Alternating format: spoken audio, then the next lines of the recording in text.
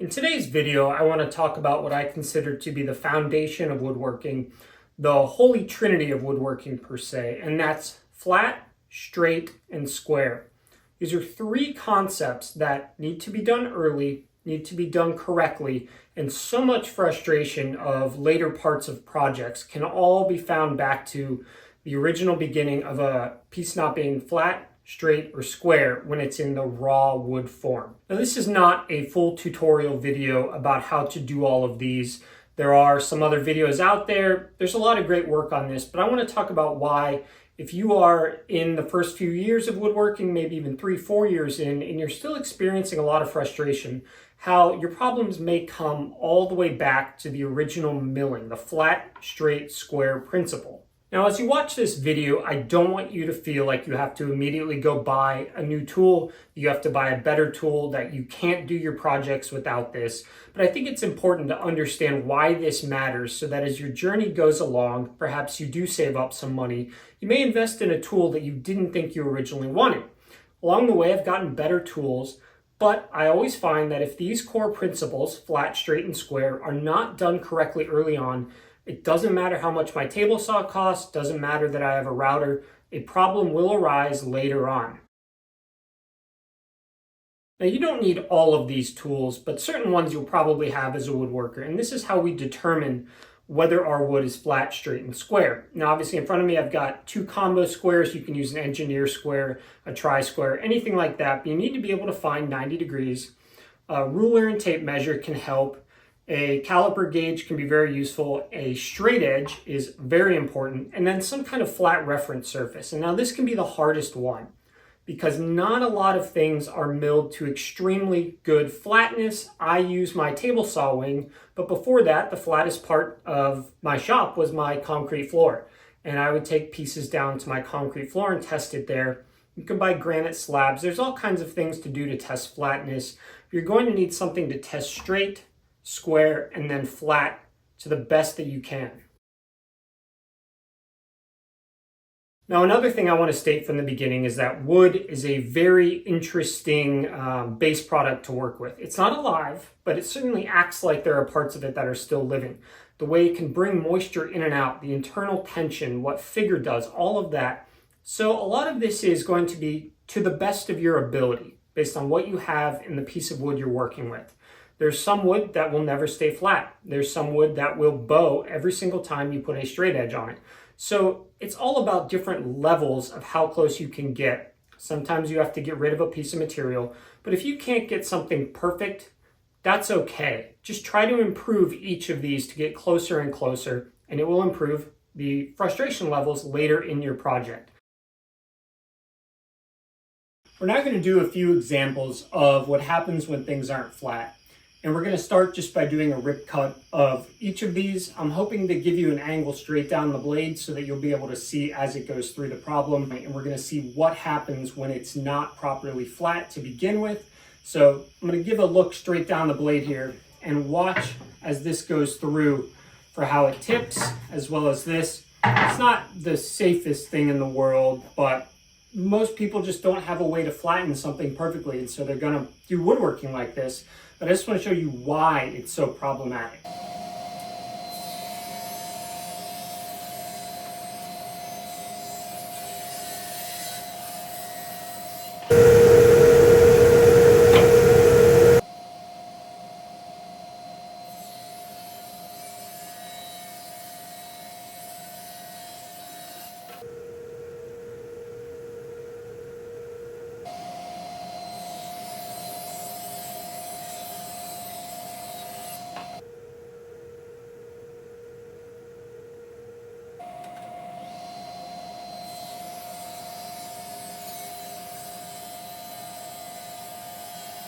You can also cut the cupped wood with the cupped side up. Now, this is a somewhat dangerous cut, though one that is relatively commonly made if the cup is not huge.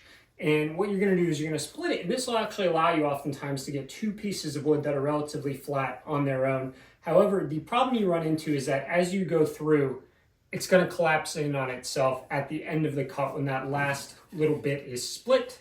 And oftentimes the very end of the piece of wood will have some burn marks on it. as it collapses into the saw blade. So if you're going to do this, make sure that you can afford to clean up that last little bit of the edge or trim it off at some type. So you'll see this now up close, and you'll probably be able to see, this isn't the giantest cup, biggest cup ever, but you'll probably be able to see it close down.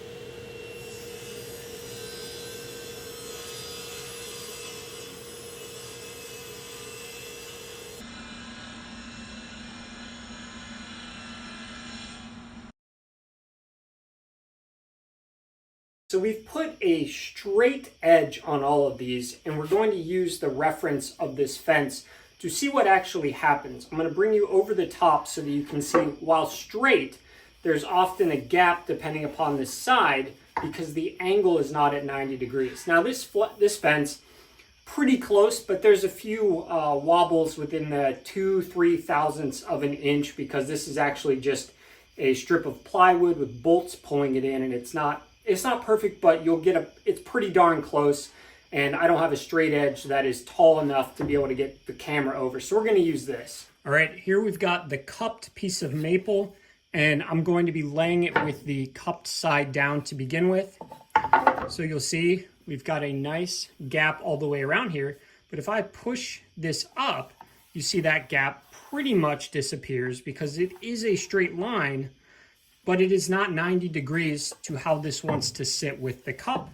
When we flip it over, we actually get a really nice one here because when it was run through, that was the side that was faced reference down on the upswing cut. And so that is 90 degrees to this side. I hope that makes sense. When the cup is down and we're able to rock it, it's not 90 degrees all the way through. So therefore, if you're trying to glue something or match something up to that, you're going to have to tilt this or use clamps to force this down. We've got the flat piece of walnut here. You can see there's no gaps anywhere. It's nice and straight, and it's nice and 90 degrees to the bottom. That's hopefully a little bit better of an angle, but you can see perfect there. Got the twisted piece of wood. And again, this is straight. It's hard to almost get there, but that's straight. It's just not 90 degrees to the sides at all because it's so twisted. A straight edge, but not a straight and 90 degrees to the entire face because these faces are not all on the same plane. And then we've got our Home Depot board here, which is not terrible, but not as good as it could be. This wasn't jointed. This is still from the factory on the other side here. You can see pretty brutal there, but this one didn't come out too bad with a little, this one's got a bit of a bow kind of this way. So not as noticeable from the top, but relative to the front side there, it's not going to be perfect. But you can get away with that for sure. We're now going to use the miter gauge and just do some 90-degree right angles, and I'll put it up close again so you can see as the board goes through the problems that arise from it not being flat, and hopefully you'll be able to see exactly why perhaps some of your angles seem to be off later on and your joints aren't connecting well. Now, for the purposes of this video, I'm going to assume you've got your miter gauge set up well and that it is 90 degrees to your blade and that there is little to no wiggle in there, so that the cut we're making here is going to be all dependent upon the error from not being flat. You have to remove the other variables, therefore we can see what happens when it's not flat.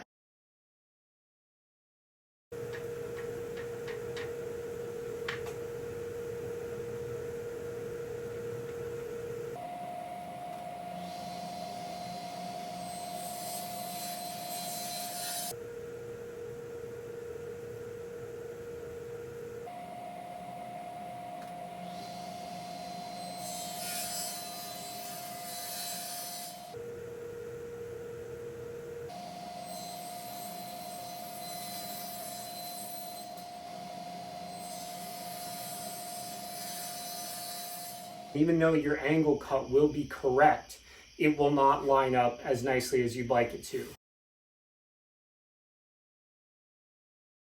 All right, so I cut all of these into essentially just what they would be butt joints, but any way you join these, they're going to line up the same way, so that we can look at exactly the problems caused by not having flat wood. Even though our straight rip was straight, it was not 90 degrees to the face.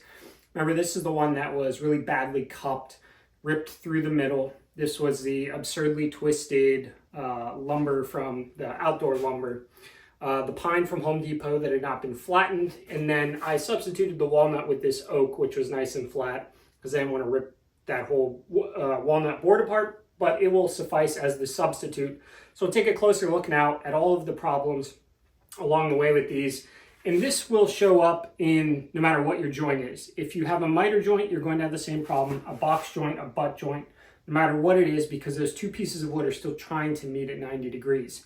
So it doesn't really matter. The look in the problem is going to remain the same, and your clamps are going to be doing a lot of work to pull those together in some of these cases. Some of these, with certain joints, you can get away with a little dust and glue and filler, but some of them really problematic. All right, so here's our cupped board. You can see we are not making contact on one side. Remember, this was a very wide board ripped into two, so we're really only getting half of the cup here because the rest of it would extend up that way, which is why we have a gap on the bottom.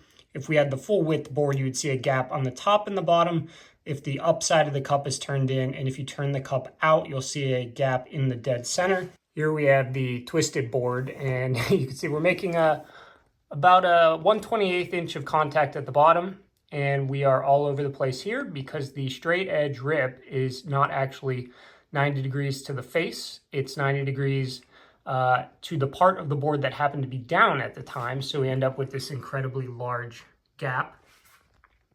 Home Depot pine, not terrible. Again, this was a very wide piece that was cupped and a little twisted. We've got only real contact way down here, and it drifts out as we go up.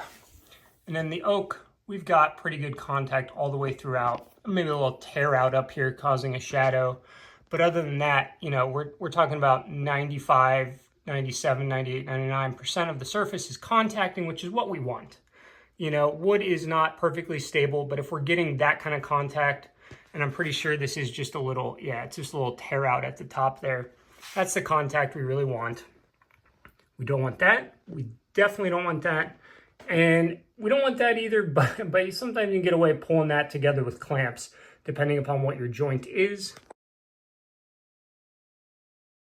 Another place where having a flat bottom makes an incredible difference is when you're trying to do some kind of panel glue up or some kind of book match lid glue up, and you need those angles on both of those to be at 90 degrees.